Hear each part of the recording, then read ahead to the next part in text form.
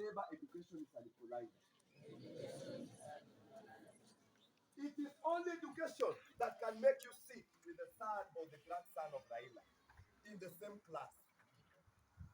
It is only education that can enable us children from a poor family background to also sit down with the son and the daughters of the great men in the society. I want to let us know that education, the reason why we are here, the main thing that has brought us from all our home states, education is something that we don't take lightly. Never ever be cheated to take education lightly. Education is to be embraced. Education is to be treated with the magnitude that it deserves. And let me tell you, once you are born, the day your mother gave birth to you at the maternity room, there was no mark that was placed on any of you that you are success and you are a failure. Is there anybody that there was a mark that was placed when you were born? When you are born, the nurses, the midwives, the first thing they will do, the first thing they will not do is to look at you and say, because this one is brown, success. Let me use the most brown one so that I don't get. But tell your neighbor you are beautiful. Tell your neighbor you are beautiful.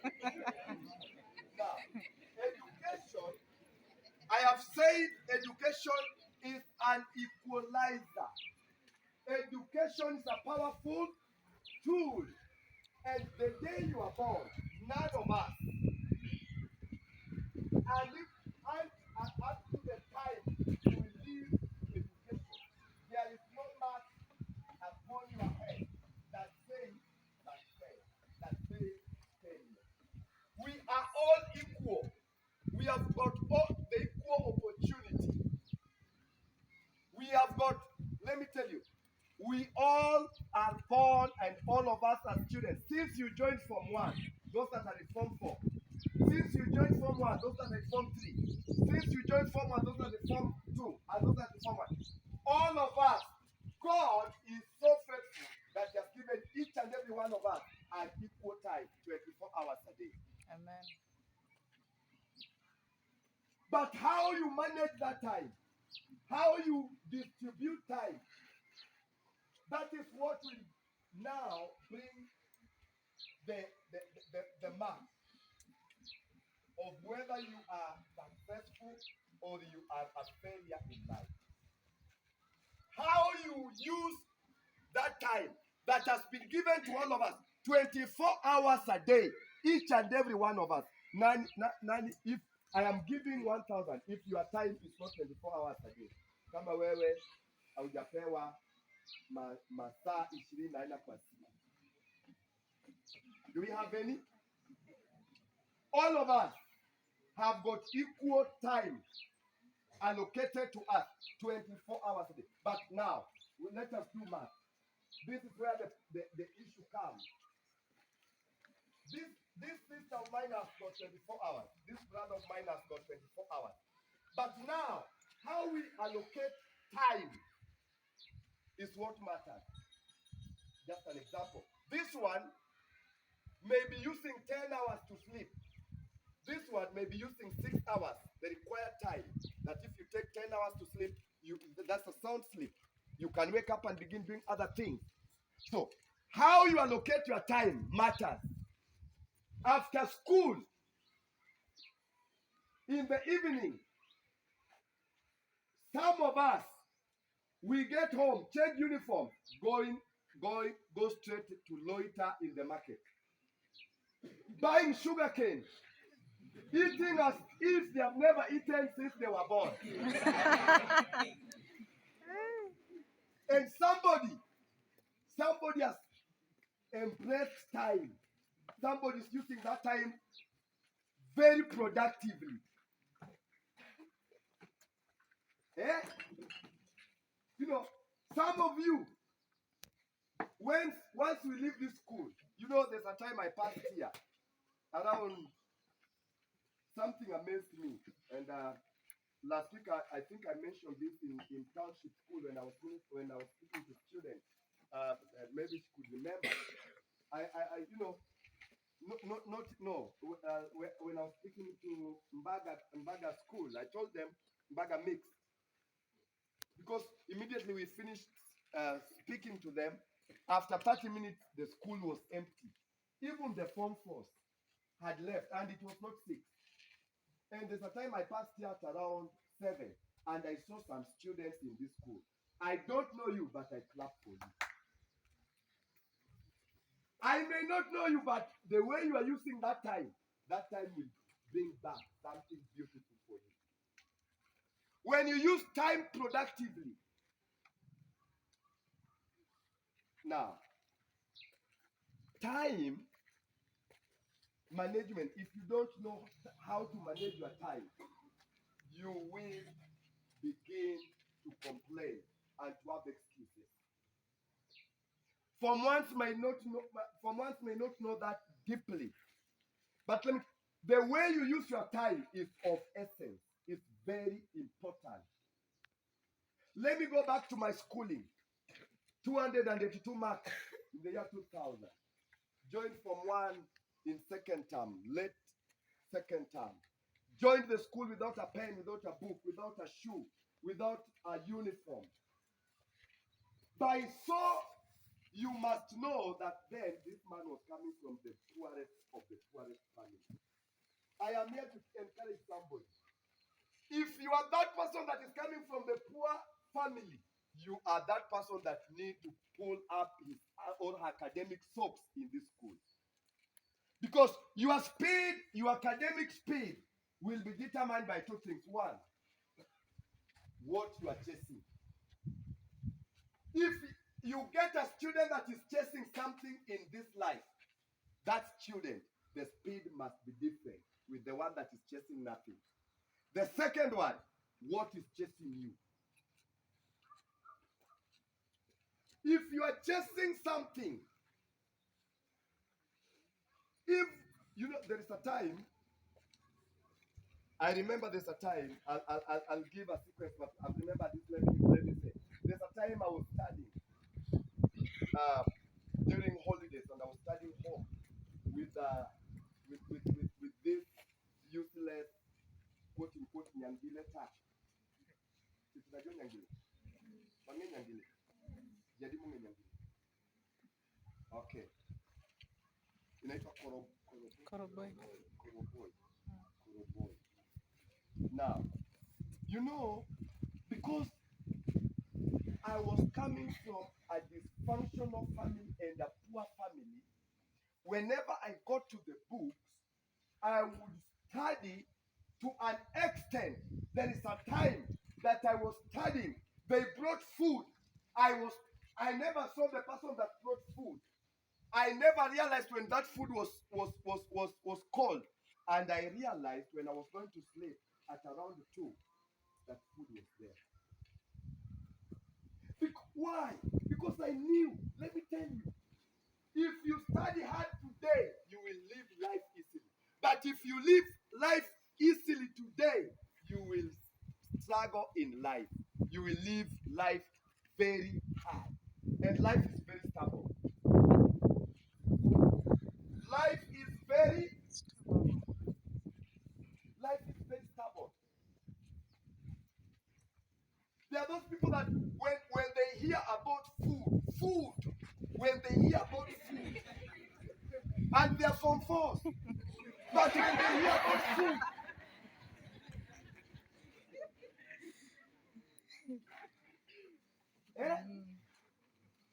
do you know, even during supper, when you take a light supper, you can have quality time to study and receive something. But when you eat everything, you go home, miwa, maembe, machungwa, maragwe, kila kitu. You cannot study. What you will do is to kunyamba-nyamba. Na tumbo inakusokonza. That is all you will do. You cannot have quality time to study.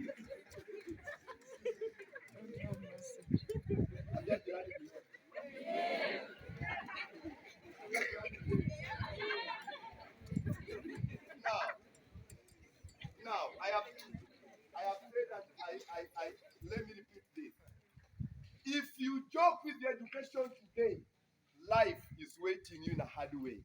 If you put your strength, your ability, all that you have to your education today, you will live a very successful life tomorrow. For example,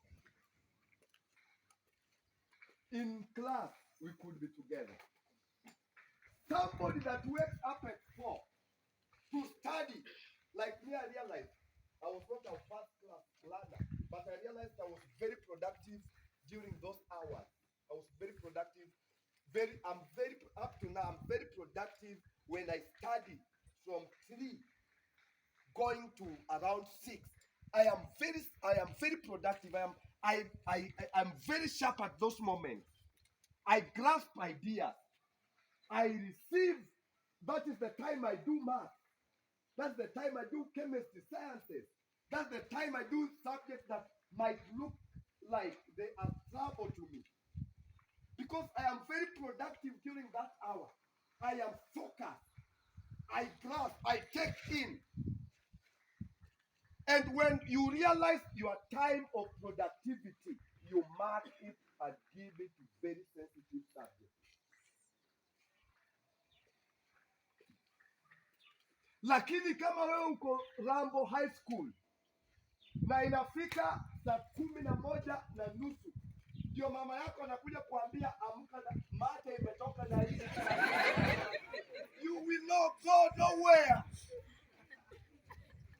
Mama yako ambaye kwenda shule ndiye anakuja kuamsha wewe. Do you know what people say? Kuna jinsi mzazi anaweza peleka ng'ombe kuuza, alipie ng'ombe mwingine karo. So mzazi amepoteza ng'ombe, amechukua pesa ya ng'ombe, amekuja kulipia ng'ombe mwingine, sio ng'ombe mwingine. Ambia jirani, mimi sio ng'ombe.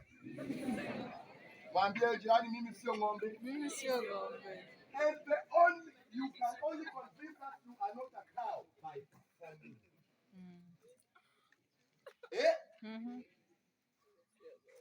Now, today morning when I woke up to prepare, I was preparing for this and I'm preparing for Monday. I'm going to your neighboring school down here, Adea Dongo. And when I thought of Adea Dongo, something clicked into my mind. When I was in Form 4, first term,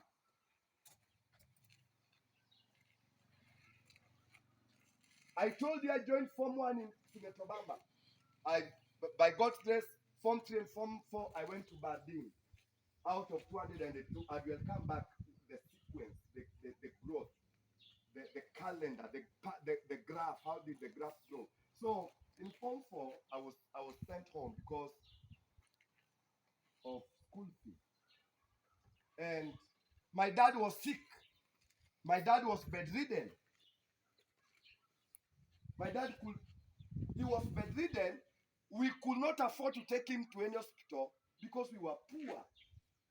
But then there remained one cow.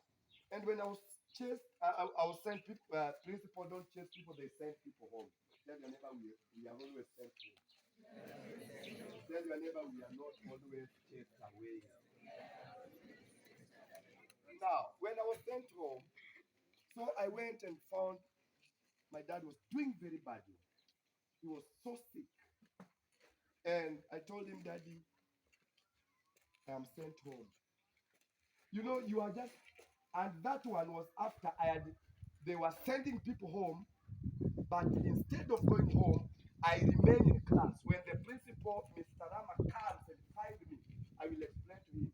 Let me tell you, mjinga ndiye anatumwa nyumbani, najua hakuna kitu, na yeye ndio wa kwanza na baba. Sisi ni mjinga, ni mtu mwenye hana mbele wala ajui kile anataka kwa maisha. Ati tumefukuzwa na kabaiskeli kake. No, you don't do that. Remain behind. Explain to the teacher. Two reasons used to make me not to go home. One, in bathing, I was sure of supper, of lunch and breakfast. Home, I was sure of nothing. So every time they sent me home, I was going to miss on education, on food, and on quality time to study. So I went home and I found Daddy. I was bedridden and helpless, and we had one cow. And in the morning, before I went to sleep at around 9 on a Wednesday, he called me and he told me, take that cow tomorrow. The following day was on Thursday. Take it to Adea Dongo. That's why I'm saying it cropped into my mind when I was preparing for Monday in Adea Dongo. That take it to Adea Dongo market. Go and sell it. Find something. Take it back to school. Go back to school. And brethren, when I woke up in the morning, I had never been to Adea Dongo. I was going to navigate my way somewhere here and get it, but I had never been there. But so I woke up in the morning. I went and tied the cow, began the journey. Immediately I was leaving home, I heard my mother cry. The alarm was raised. Do you know what had happened? Eli had died. Eli had died. And you know what?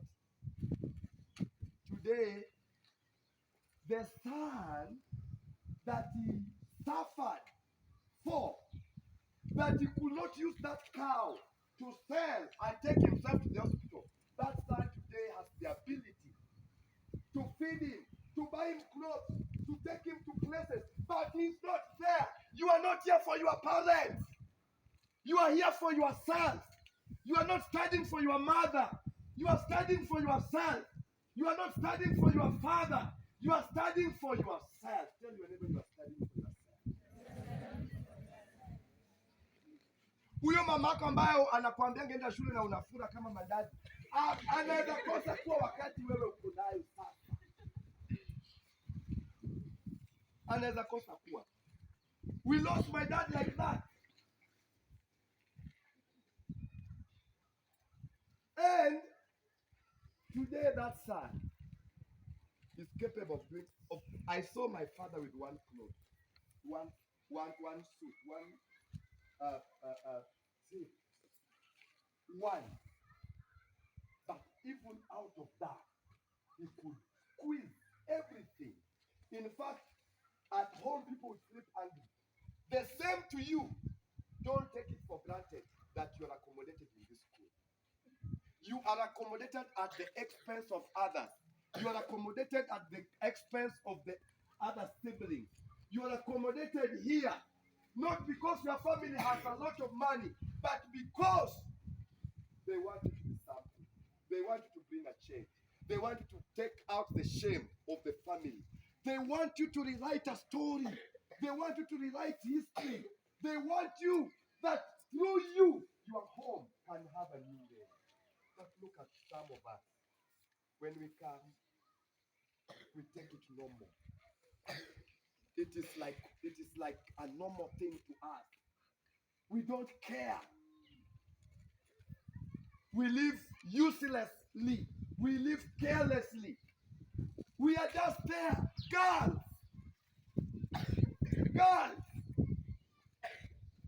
Girls, it is so expensive to take a girl to school, but it is so rewarding.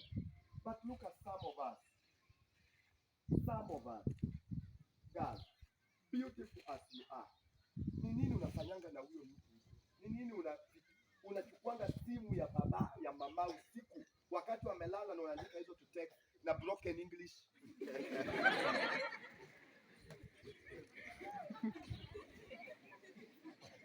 Ni nini nakusumbua? 2019, I was speaking to Township Secondary School, and there, maybe the teachers could know, their CEO patron used to be Madame Jane. Unfortunately, we lost her this year through cancer. And Madame Jane had a very successful private school just before Uloma. And she sponsored a girl there that was so bright. And when we met at school, she saw what I was doing. She called me to the school, talked to students, and went to pray with them that they were sitting a KCP exam. And there was that young girl that she took. And this girl did exams, got 324 marks. She was called in Sega High School. And we walked with Jane through some offices. We secured the way she was going to learn. We secured finances. We secured funds. Then we never knew. After 3 weeks, Jane came to my home. Jane tells me, Pastor, the lady is expecting. And this is the most important thing, is what I'm going to tell you. This is what happened to this young girl. One Saturday, this is what she was saying when Jane came to my house. One Saturday in the evening, they never went to school as class 8. But then she decided to go and shave her hair. And she decided to go in the evening. Fortunately or unfortunately, it began to rain. When it began to rain, she had shaved. She was on the way going home. This is her story. As she tells us, when it began to rain, she saw a deserted house beside the road and decided to go and seek for refuge there. When she got there, she found 3 border guys. When it continued to rain, it began subsiding. Then systematically, 2 border men withdrew. They drove off. And this girl remained with 1 border. Do you think walikuwa naimba tendereza?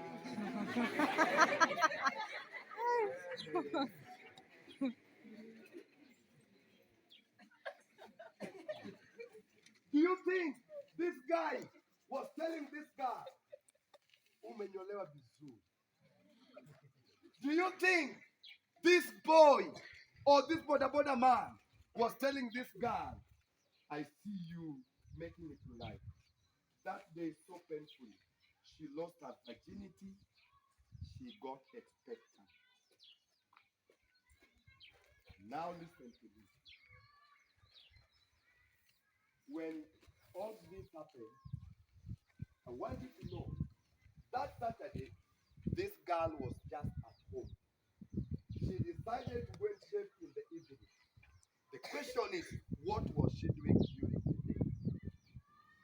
One. Secondly, how many people have ever been taken to the mortuary because they were rained on?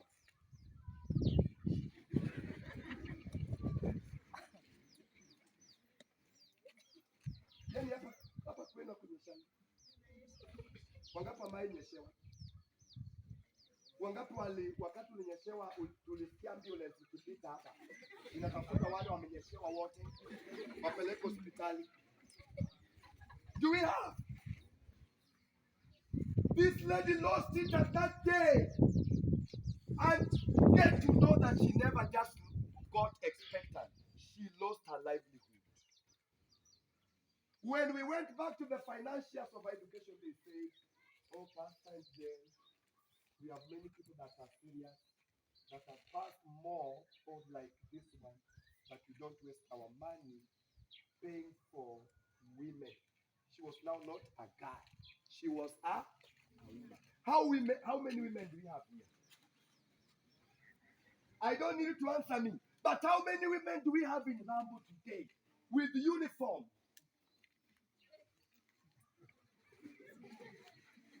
How many fathers, useless, we have here?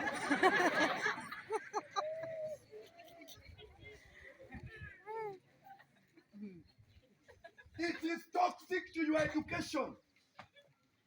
Girls, all girls, lift up your hand. I want to tell you a secret.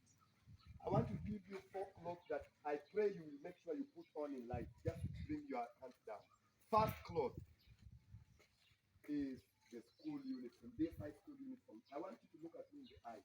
Why do you look down? Are you a suspect or in any area? Okay. Now, the first cloth, make sure you put on is this. Look at the way you dance. Beautiful, presentable, wonderful, enviable, lovable, appreciable. You are great. Clap for yourself. Now, the second cloth, make sure you put on. And I'm telling you, this, I don't know their names, but this one put them on. It's called a graduation gown. Tell your neighbor a graduation gown. Si useme kama mtu mwenye natamani kuvaa, mwambie graduation gown. Yaani kuna watu hata ukiwaambia graduation gown, zile kabuti wanavanga wakienda kwa disco matanga. Wanatembea hivi. Haiwezi waruhusu. Wakisikia disco matanga, mkia zao zimeinuka. Yaani wasichana warembo, watoto. Good boys to Rambo. You meet them 3 hours in the day. Hata yeye akona kalongi alinunuliwa yenye akitaka kutoa anatoa na sabuni ya omo. Hata yeye atamevaa. Anajifanya. Let me tell you, make sure you have this uniform, make sure you have the graduation gown. The third cloth. Girls, try by all means, if possible, make sure you put on that wonderful cloth called the wedding gown. Hallelujah. Amen. It is called what? Wedding gown. That wedding gown is always holy. Let me tell you, give me your phone. This phone is called a what? Touch screen. It's called what? This phone is called what? Hawezi enda mbali kama mchana wewe wa Rambo, wewe ni touch screen. Kila mjinga huko nje, wazee ambao kuna watoto kama wewe, unafinywa.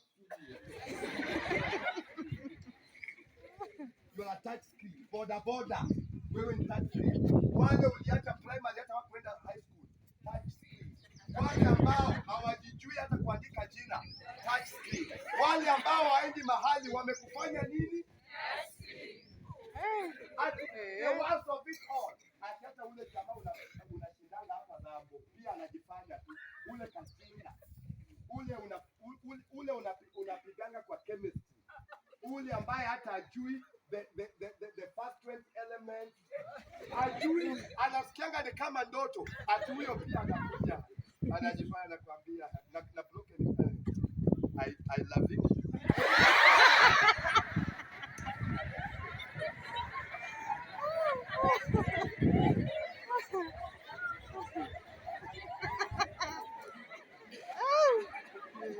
Yani,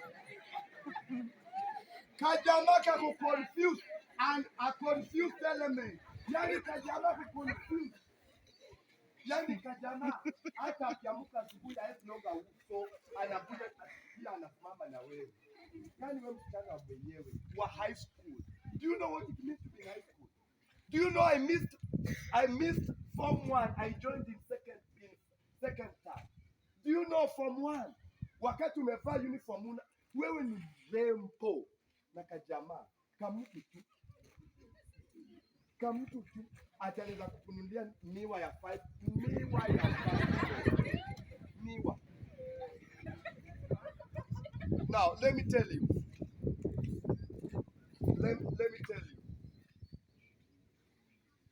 All of us we know kuna ile simu inaitangwa Alcatel. Tunaijua kale kadogo. Kuna kale kapambe kanaitangwa mulika. When you go to buy that phone, the shop attendant will tell you unataka simu gani? Ile kapambe kama hiyo. Na hata shughuliki. Sema okay, unanunua. Lakini kuna simu ukienda kununua iPhone, kuna masimu ukienda kununua unaambiwa keti chini, na mahali umeketi kuna gazeti, mahali umeketi kuna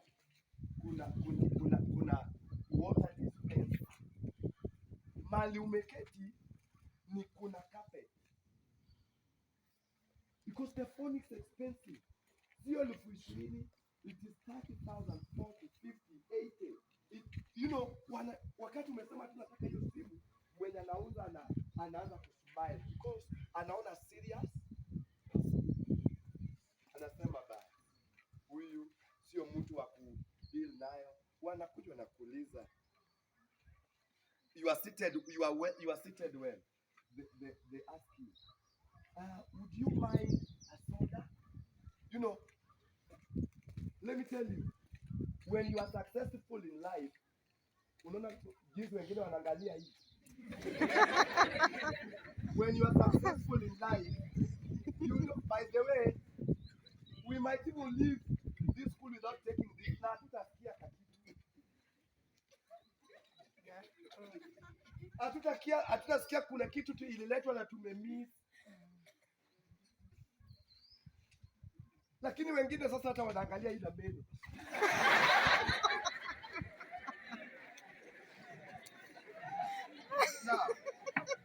Now, when they tell you, would you mind a soda? Do you know when you go to bank, there is a place for everybody, and then there is a place that is called executive room. Huko sio ya watu wanatoa 10,000. Na by the way, huko ukienda kuna gazeti, kuna novels, kuna water dispenser. Hawaweki chai, wanaweka maziwa, coffee, Nescafe na vitu za maana, so that when they serve you, you're at liberty to. Huko watu wako kwenye mlolongo. You sit down and wait. Wakati wako ukifika, unasikia kuna kitu na kuita next customer. Then you don't rush. Huko watu hawakusukumani.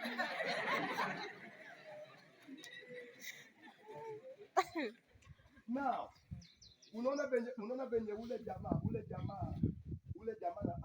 anachimba gold pan. Unaona wakati amepata pesa. Unaona venye ule msichana wa form 2 na form 4. Unaona venye mnapigania ule jamaa. Ule. Then unaona, do you see? Yani unafikiria huyo jamaa amebeba dunia.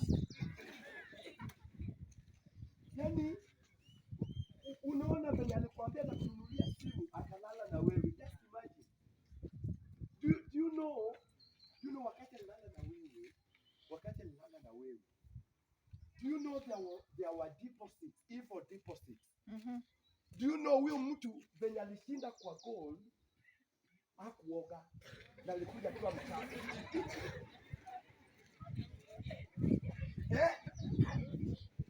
Yani wewe ni mwanafunzi. Do you know some people are here but they are not going through that girlhood time. Walikuja wakitoka year 1 to 12, then 13 to 19, they are called teen. So kamsichana kalikuja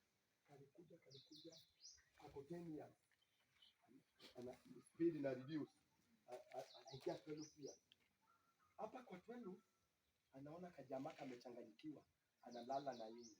Sasa from 13 to 19 anarukishwa, anakuwa mama. So ajui life ya 13 to 19. Yani yeye ajui, hata mkisema vitu za msichana haelewi. Yani hata wakati ataoleka ni mchafu. Yani ukiangalia kitabu yake, ukiangalia kitabu yake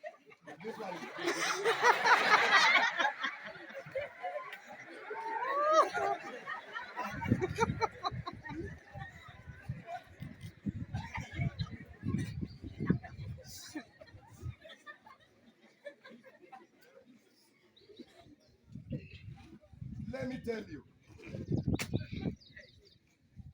any student that will deny himself today will be celebrated tomorrow. Any student. Any student that will be, you better live a heart. You better wake up at 3 today. Read, study, and then in future you don't do much. Umayenda mali watu wanajenga. Umayona mali watu wanajenga.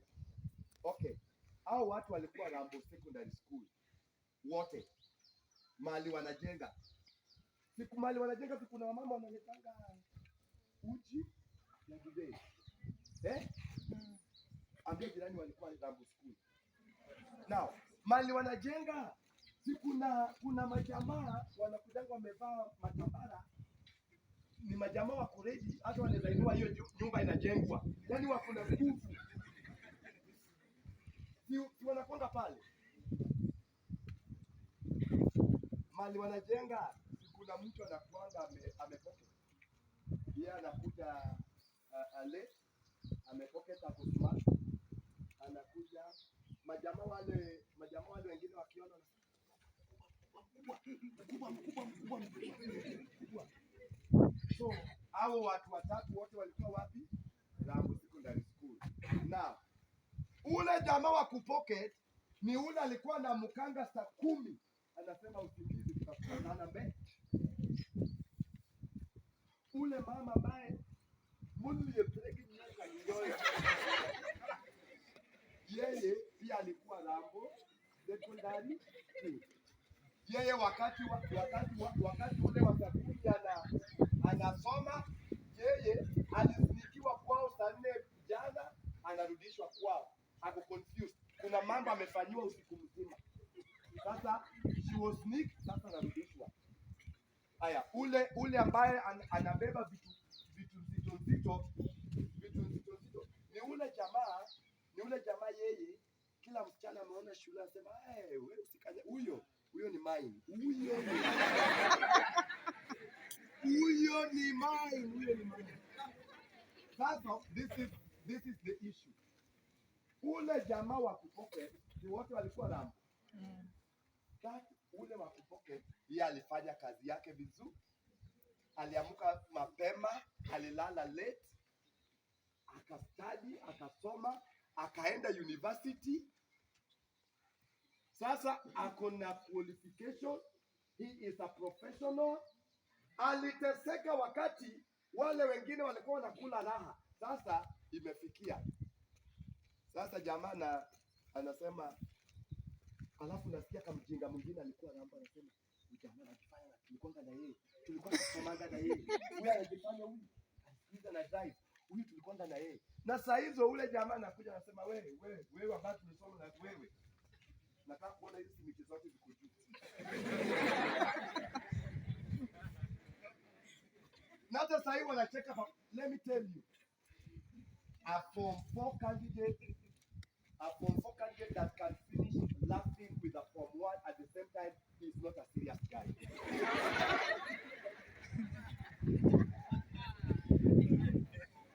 Yani, a Form 1 anacheka kwa sekunde 7 na Form 4 anacheka kwa sekunde 7. There is something wrong.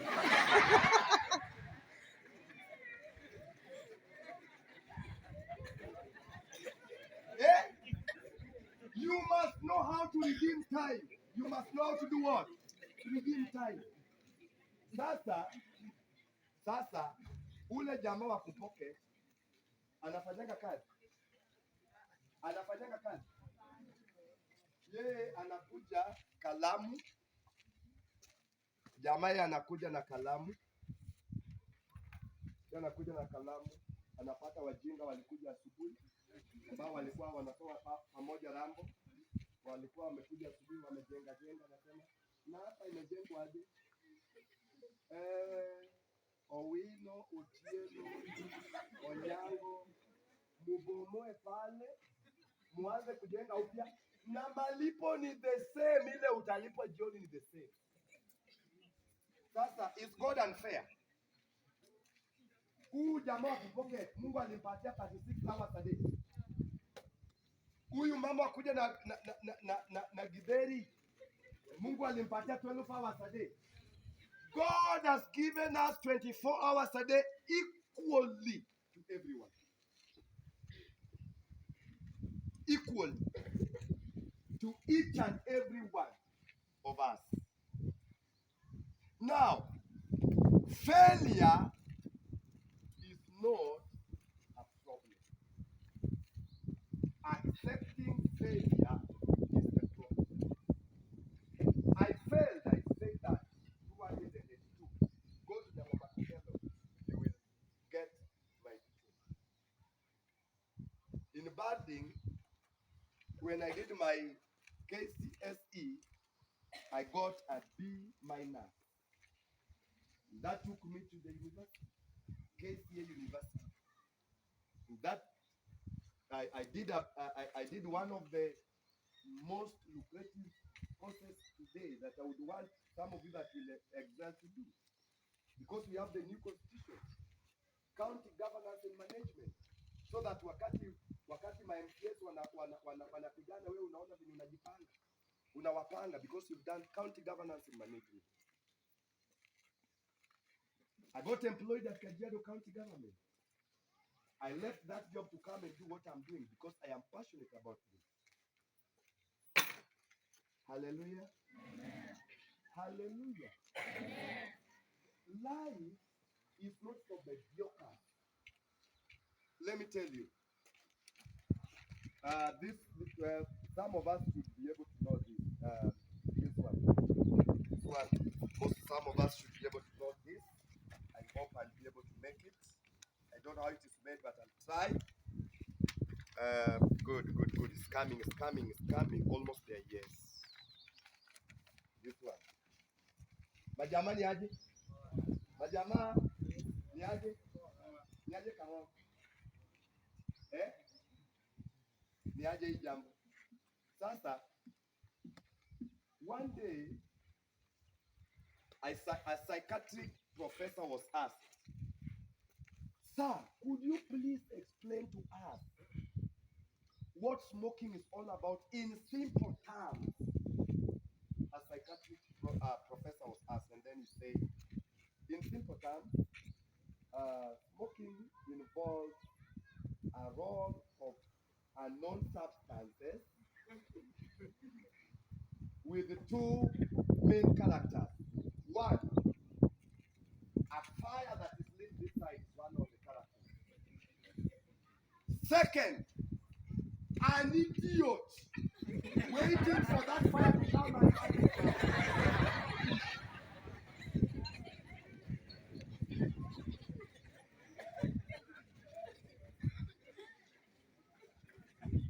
I don't know how many idiots do we have here, but and that idiot is waiting for the fire. Yani, jamaa fikiri. Jamaa nangoja kale kamoto kakuje, yani absent minded. Na sasa hata macho ametoa yote.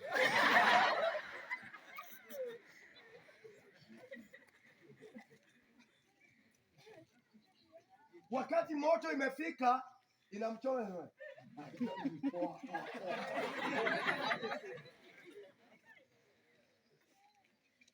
You cannot excel with those characters. You cannot excel with those things. You cannot excel. A student that would want to change his academic life, one, you must do what the watch does. You must do what the watch does. What does a watch do? I love the way you're looking at me. You're a great man. Just sit up. Sit well. Are you feeling alone? Good. You're a great man. Now, what does a watch do? And let me see. Form first, lift up your hands. Form first. Yani form first ndio wako jina. Form first. Yani umejidimote ama hakuna form first? Okay, form first. Yes, my brother. There. What does a watch do? Sorry? Wow. Let's clap for him. It never goes backward. Another one? Form 4. Ama huyo jamani ndio prefect ana represent form 4. Okay, form 3. What does a clock does? What does a watch or a clock does? Form 2, what? Any form? Okay. Form 3, lift up your hand. I just want to see it. So we only have that one from 3. Thank you, my sister. Anyway, what does a watch does? Sorry? It shows time. Let's clap for her. Form 3. I mean, that is Form 2. Form 2, lift up your hand. Oh, so Form 2s were not admitted. Okay, what does a clock does? Count minutes. Let's clap. All answers are correct. Let's clap for you. Now, this is amongst all that they have said. Any student that would want to make academic change, you must do what a clock or a watch does. It keeps on moving. A watch keeps on doing what? A watch keeps on doing what? Hata wakati unalala, huwa saa inafanya nini? It does not wait for you. Hawezi sema sisi kama wanafunzi tumeamua saa yetu ingoje kidogo. Tuko na very serious business. Kuna kamatanga imewekwa disco matanga ingoje. A watch will always do what? A watch will always do what? Move.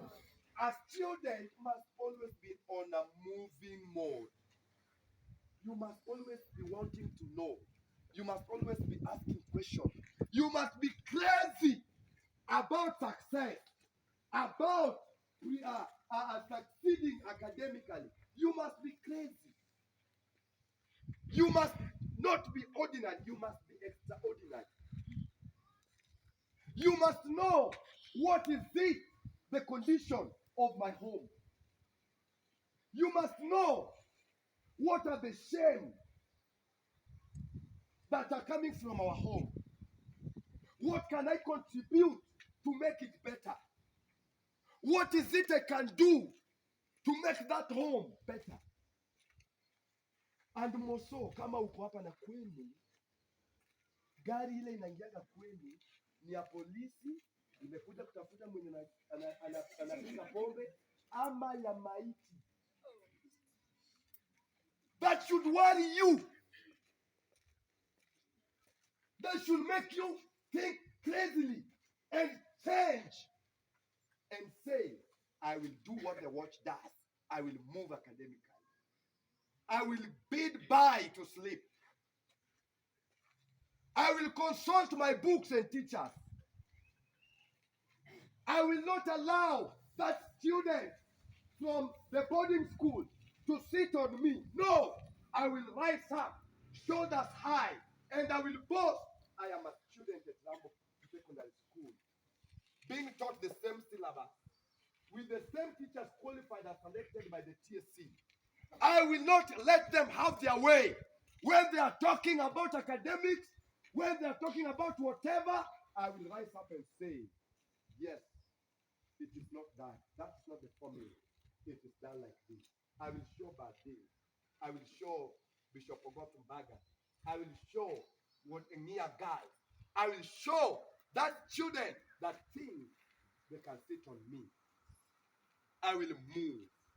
I will disagree that that from day school nothing good can come. I will disagree. Let me tell you. Thank you. Oh, thank you so much. Thank you so much. Okay, now let me tell you. These teachers, are you seeing them? Are you seeing these teachers? Now, from Form 1 to Form 4, these teachers cannot clap for you or carry you up, except when the results of KCSE is released. You know, there are people, day your results will be released, that day hawezi enda mbali na choo. Hiyo siku hawezi enda mbali na choo. Na tena hata hakuna TP, ni gazeti ya kwao zote, matawi ya kwao yote. Kwa sababu gani? Result inaenda kufanywa nini? Kutolewa. Lakini kuna watu hapa, ile siku result inatolewa, they are happy, they are motivated, they are alive, they are waiting for the result. And some of you, these teachers can carry you high when you come back to Rambo and you got your B minor, you got your B plane, you got your B plus, you got your A minor, you got your A plane, you got your C plus. C plus currently goes direct to university. Oh, kuna ile nimesahau. Okay, you got your E, you got your E, you got your D.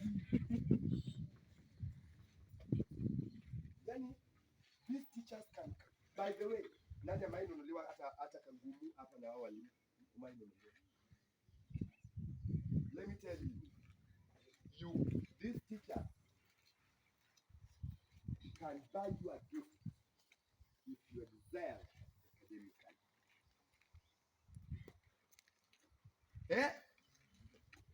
Lakini unapata wale wengine sio hapa Rambo, nikamsichana kamerembeka, ni kazuri, si mbaya, ako Mungu alikaka kwake akatengenezwa. So yeye mwalimu alikuja kufundisha, anaonanga hii jamani aje, hii jamani anaweza kuwa huyu mwalimu anaweza kuwa. Alafu kuna majamaa sijui ni kuchelewa, walichelewa wapi. So akiona mwalimu wale, unajua when you wake up early and study, young guys, you will not grow old. You will not need anti-aging oil to make you fresh. Unapata ka mwalimu kametoka kamegraduate, yani anakaka form 2. So kuna majamaa class walijaribu gold, lakini hawako hapa Rambo.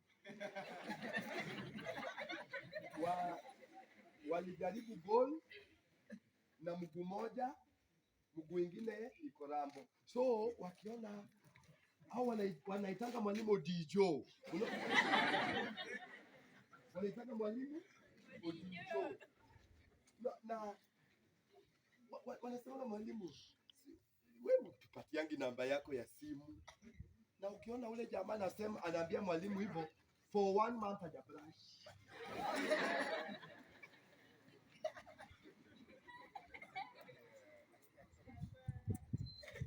Tell your neighbor, you are a candidate of success.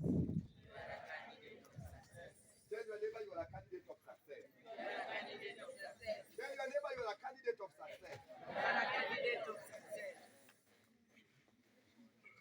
Now, the second thing, those that want to lift the academic standard, the second thing is called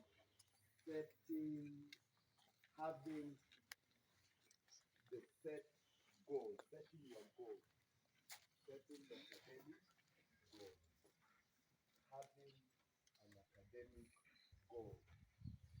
I said somewhere as I began that your speed will be determined by 2 things: what you are pursuing and what is pursuing you. If you have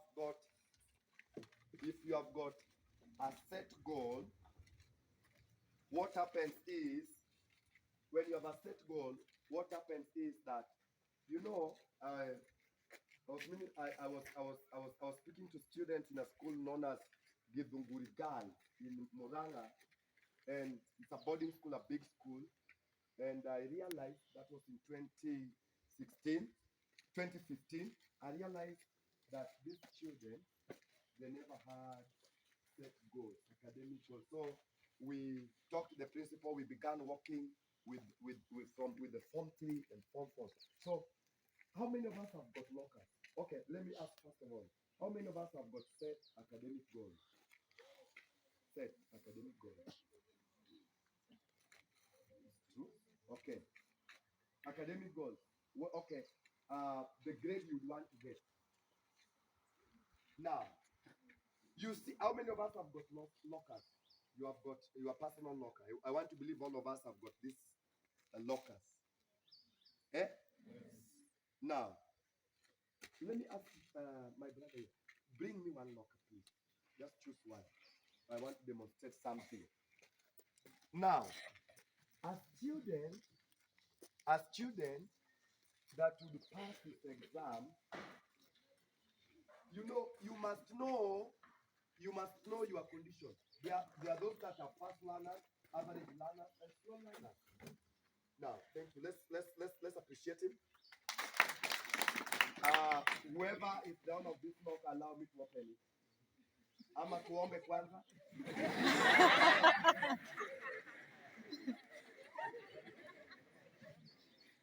For records, I went to Awelo Primary School in Siaya, and I was meeting the principal and the deputy, and we were talking to students, and the deputy came and he was telling the principal, what Mr. Morris is saying is true.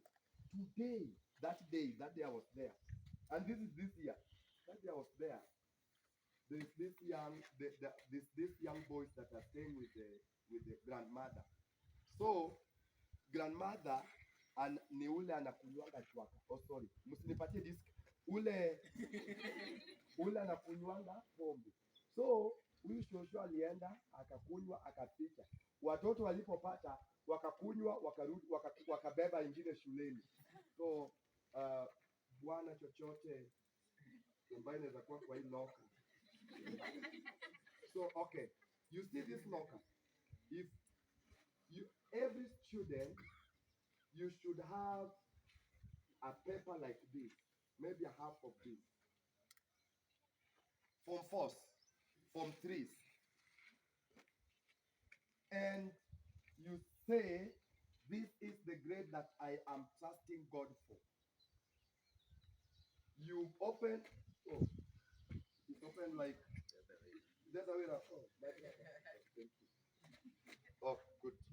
Wow. Okay, let me demonstrate like this. You see this. Now, on that paper, if you want E, ndio ni kuleta rambo. Unaandika E na unaweka hapa. Kila siku ukifungua unaona hii ndio grade ninataka wapi? Are you getting me? Every day you open your locker. The first thing you meet the grade that you want to get out of this school. If it is A, you calligraph it, you beautify it, you put it there every time you open.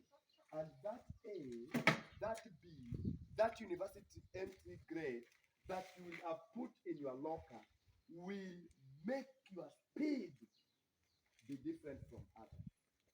You open your locker, mwalimu wa Kiswahili amekuja, pengine uko na katu attitude. Pengine huyo mwalimu unamwonanga anatoka karibu na kwenu. Pengine kwenu na kwao kulikuwa kitu. So umeleta hiyo ujinga shuleni. Lakini wakati uko na ile unasema, hata kama kwao na kwetu kunakuwa issue, lakini for the sake of this, I will listen to him. For the sake of this, I will give him my ear. For the sake of this, wakati wengine wanaenda disco matanga, unakumbuka shule. Na unajua hiyo ini ya shule, ingine unaweka kwa bagi yako. Some students go to an extent of even placing it on this cover. Every time you open your book, you see that A A minus, you see that B plus, you see that B minus, C plus, and you work towards it. And you think about it. You go to church, you pray about it. You go to bed, you have it in your mind. You study at home, you have it. You run to school, you have it. Everywhere you think about it, you are saying, not again will our home go down the way it went. Not again. Maybe your elder sister got pregnant in class 8, and you're saying, not again. Maybe at your home, nobody has ever been called a civil servant. You are saying, not again.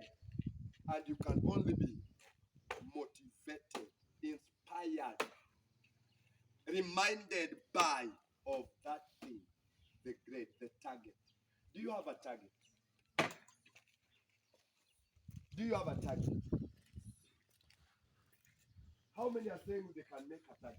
They can, from today, they can set a target that they will pursue. You are saying that. Good.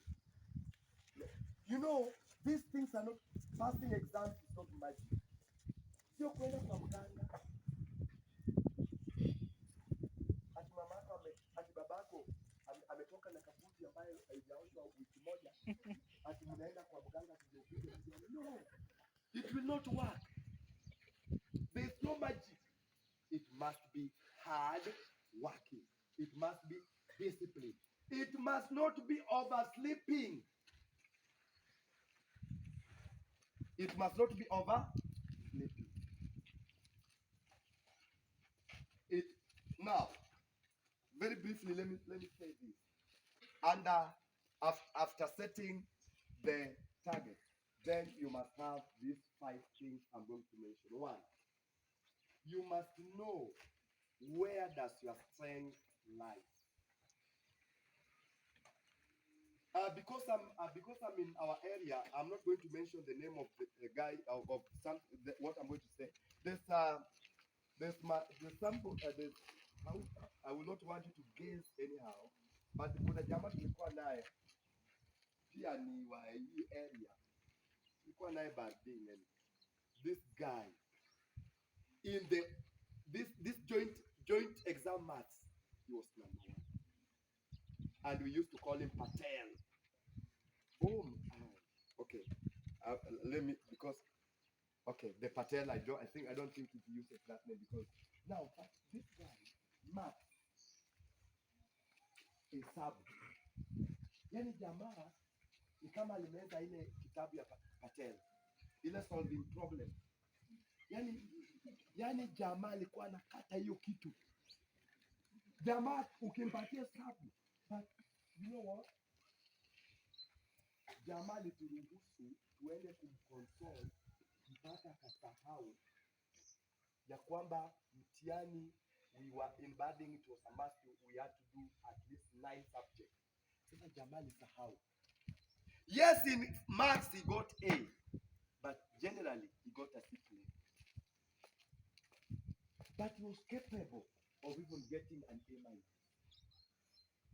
There are those of you that would want to major on one subject simply because that is your strength.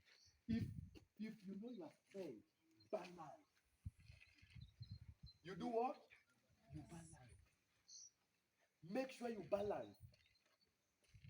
Imagine there is no need ukipata maths A plane, upate generally the mean grade C plane.